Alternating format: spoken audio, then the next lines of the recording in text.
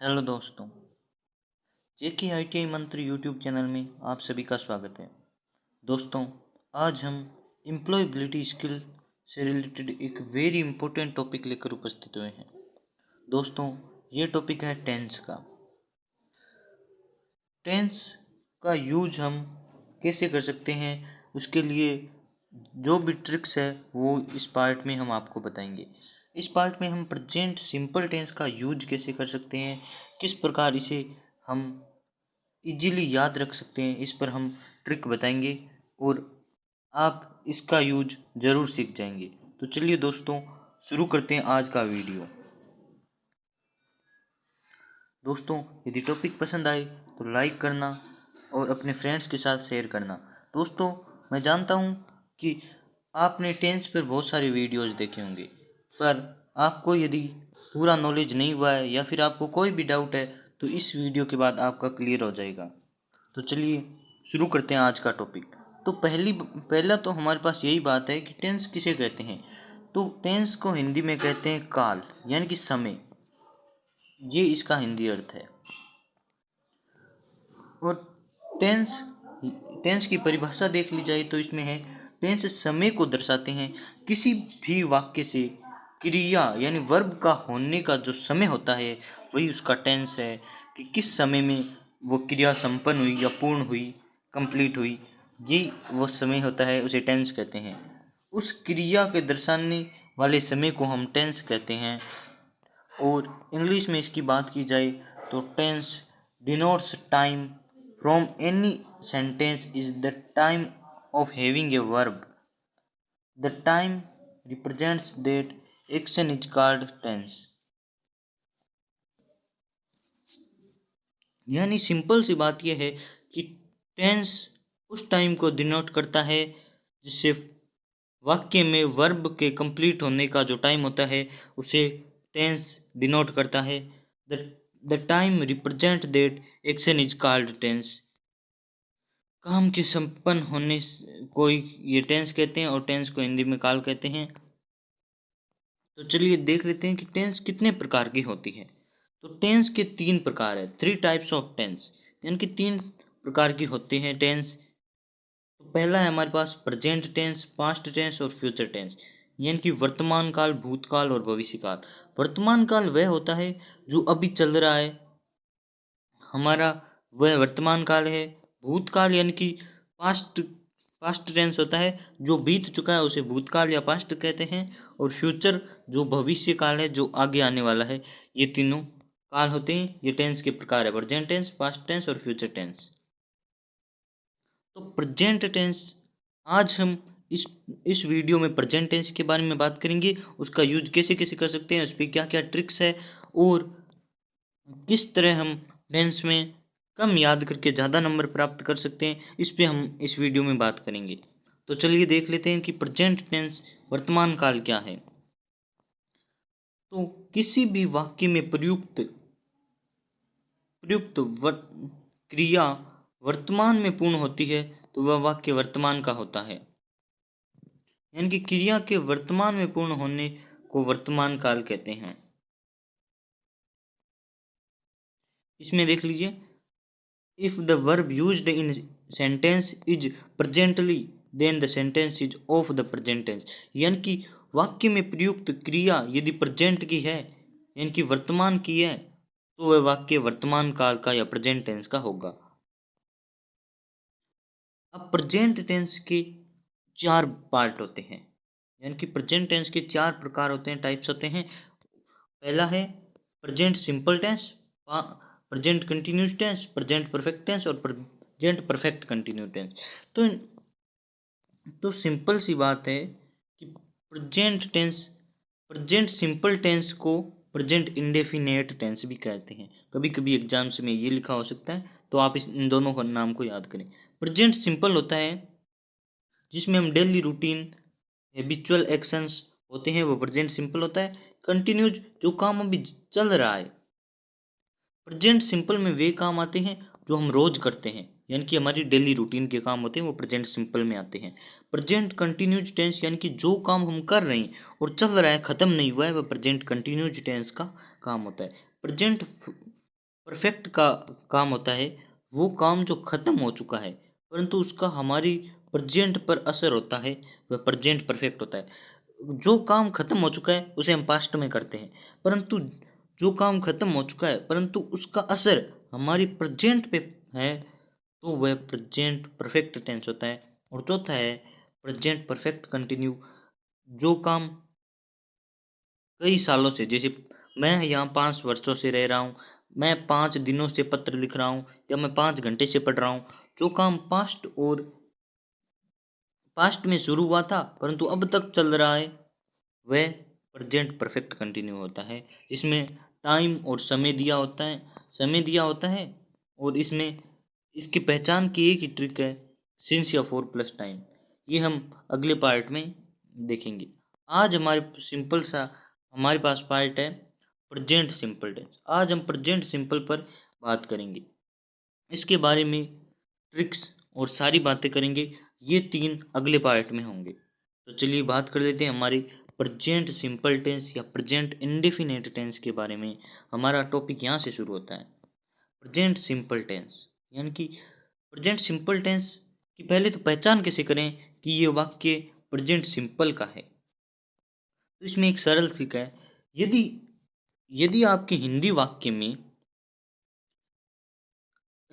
के अंत में ता है, ती है, ते है, ता हूँ, यदि ये 4 दिख जाए हिंदी वाक्य के अंत में तो आप समझ लीजिए इसमें हमें प्रेजेंट सिंपल टेंस का यूज करना है। जैसे मैं लिखता हूँ, मैं गाता हूँ, इसमें ता हूँ, ते हूँ, ती हूँ, जो भी दिखता है, ते हैं, तो वह प्रेजेंट सिंपल का होता है। और उसे हमें इंग्लिश में ट्रांसलेट करते समय इस प्रेजेंट सिंपल टेंस का यूज करना है। अब देख लीजिए इंग्लिश में इसे ट्रांसलेट करते समय यूज करने की क्या क्या रूल्स हैं। अब इंग्लिश में वही बात कि if the at if the end of a Hindi sentence there words like ता है, ती है, ते हैं, ता हूँ, then the sentence will be of present. यानी कि हिंदी वाक्य के अंत में सेंटेंस में ता है, ता है, ती है, ते है, ता हूँ, यदि ये वर्ड दिखें तो वह वाक्य प्रेजेंट टेंस का होता है। अब इसकी एड वर्ड, यदि आपको एग्जाम्स में ऐसे पूछ लिया जाए, एक वाक्य दिया हुआ है और उसमें ऐसे दे दिया आपको, मान लीजिए ही लाइक ब्रैकेट में और मी, ही लाइक मी, तो आपको क्या भरना है, ही ही लाइक ऑलवेज मी। ये वाक्य है ही लाइक ऑलवेज मी, तो आपको क्या भरना है, ऑलवेज एडवर्ब है, आपको ऑलवेज वो आपको देख के ये भरनी है, यहाँ आएगा लाइक्स। तो ये कैसे आएगा, ये आगे हम इसका यूज कैसे करें उसके रूल्स पढ़ेंगे तब पता चलेगा। तो एडवर्ब का मतलब यही है कि एग्जाम में यदि आपको पूछ लिया जाए कि पूरा वाक्य दिया हुआ है और ब्रैकेट छोड़ देते हैं, तब आपको इन एडवर्ब की पहचान से आपको उन वाक्यों को करना होता है। ये आपके लिए एक शॉर्ट ट्रिक मान लीजिए कि एडवर्ब याद करते ही आप वाक्य को कंप्लीट कर सकते हैं। तो प्रेजेंट सिंपल वाक्य की एडवर्ब्स है always, usually, seldom, never, sometimes, often, frequently, generally, habitually। और आ जाए एवरी, जैसे एवरी डे, एवरी वीक, तो आपको क्या करना है, आपको प्रेजेंट सिंपल की वर्ब भर देनी है वहां पे और आपका वाक्य सही होगा।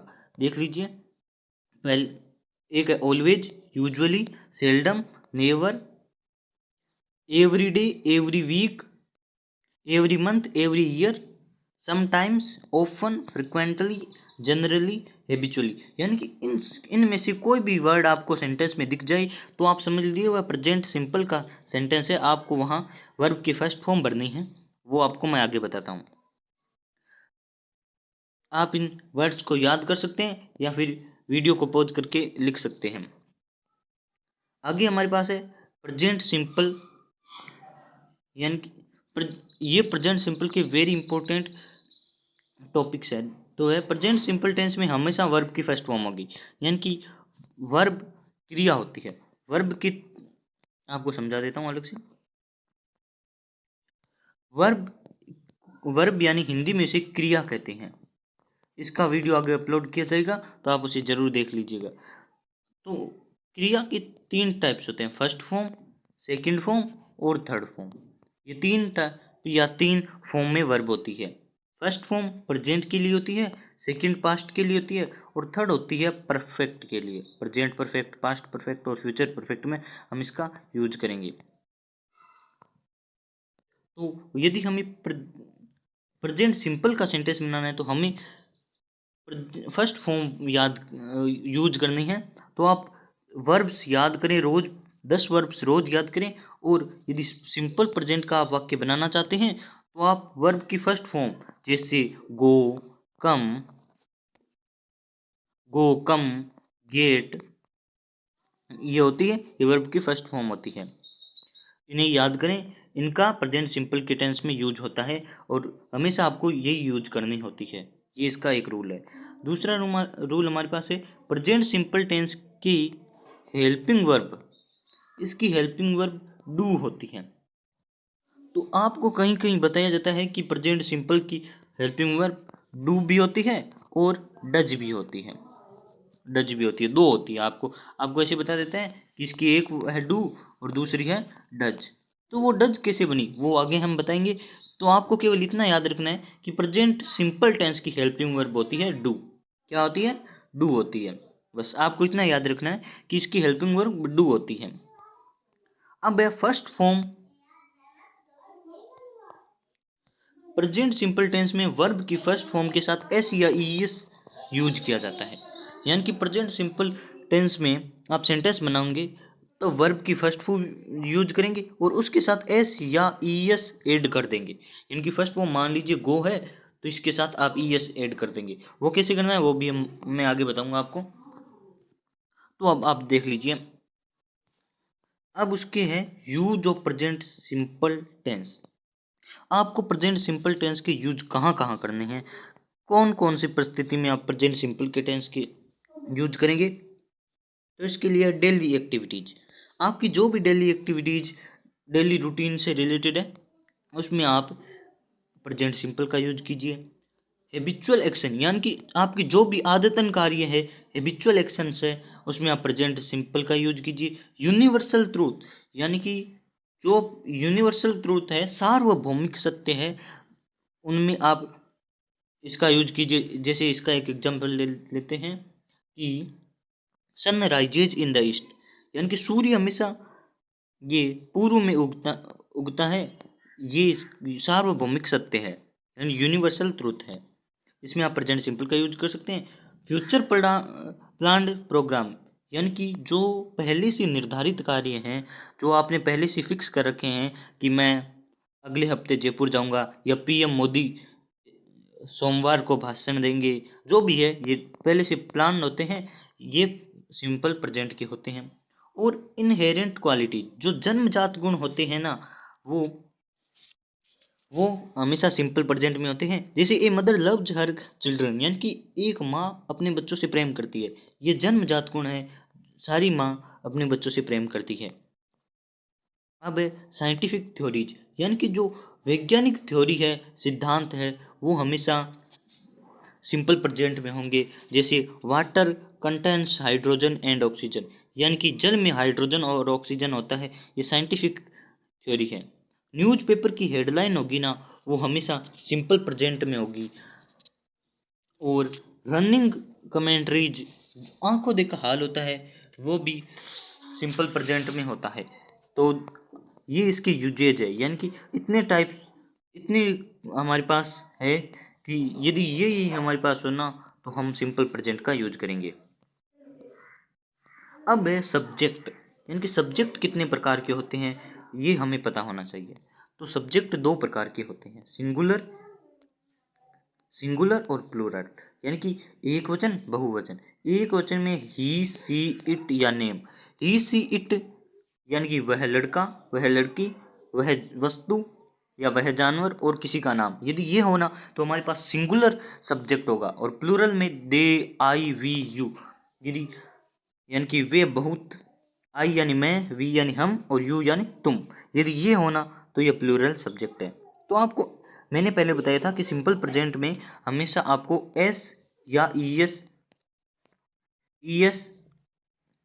वर्ब के साथ ऐड करना होता है। वर्ब की फर्स्ट फॉर्म के साथ आपको एस या ईएस ऐड करना होता है। तो आपको कब एस या ईएस ऐड करना है, कब नहीं करना है, ये दो परिस्थितियां होती है। आपको हमेशा ही नहीं करना होता है, कभी आपको एस या ईएस ऐड करना होता है और कभी नहीं करना होता है।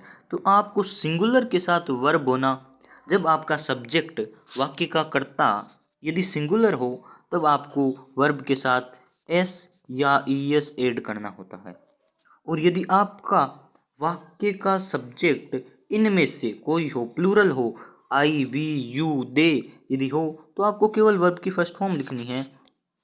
मान लीजिए यदि मैं अपने बारे में लिखूं तो लिखूंगा आई गो टू स्कूल, यानी कि मैं स्कूल जाता हूं। तो यहाँ पे मैंने गो के साथ एस या यस नहीं लगाया।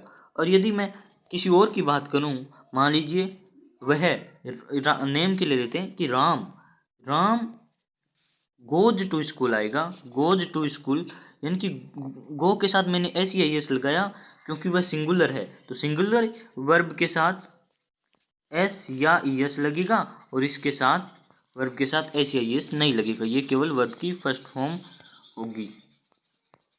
तो ये आपने क्लियर हो गया। अब इस सेंटेंस कितने प्रकार के होते हैं, यानी कि वाक्य कितने प्रकार के होते हैं। वाक्य होते हैं एफर्मेटिव, नेगेटिव, इंट्रोगेटिव और इंट्रोगेटिव नेगेटिव। यानी कि एफर्मेटिव यानी साधारण वाक्य, नेगेटिव यानी नकारात्मक वाक्य, इंट्रोगेटिव यानी कि प्रश्नवाचक वाक्य, और इंट्रोगेटिव नेगेटिव यानी प्रश्नवाचक नकारात्मक वाक्य। ये चार प्रकार के सेंटेंसेज होते हैं। तो हम चारों प्रकार के वाक्य बनाना सीखेंगे। सिंपल प्रेजेंट में चारों प्रकार के वाक्य बनाना हम सीखेंगे। तो हमारे पास पहला है कि एफर्मेटिव सेंटेंस सिंपल प्रेजेंट में कैसे बनाएं। तो इसके लिए एक फॉर्मूला है। वाक्य या सब्जेक्ट बनाने के लिए आपको आपके पास एक सब्जेक्ट होना चाहिए, वर्ब होनी चाहिए, ऑब्जेक्ट होना चाहिए, और एक एडवर्ब होनी चाहिए। एडवर्ब नहीं भी होना तो भी हमें पता चल गया कि हमें सिंपल प्रेजेंट का क्या यूज करना है। तो हमारे पास एक वाक्य है, ही प्लेज फुटबॉल एवरीडे। तो ये कैसे बना, देखिए हमारे पास है ही प्लेज फुटबॉल एवरीडे। तो पहले सब्जेक्ट यानी कि हमारे वाक्य का कर्ता, कर्ता हमें मान लीजिए मैं हिंदी में लिखता हूँ, वह रोज फुटबॉल खेलता है, फुटबॉल खेलता है, ये हो गया खेलता है।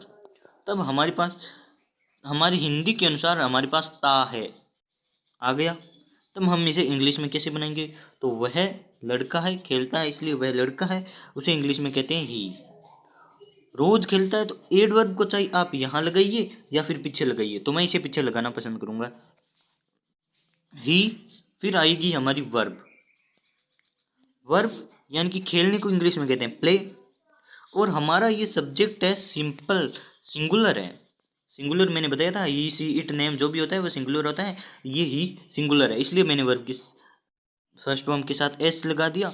और खेलता है, फिर ऑब्जेक्ट होना चाहिए। ऑब्जेक्ट क्या है, तो क्या खेलता है।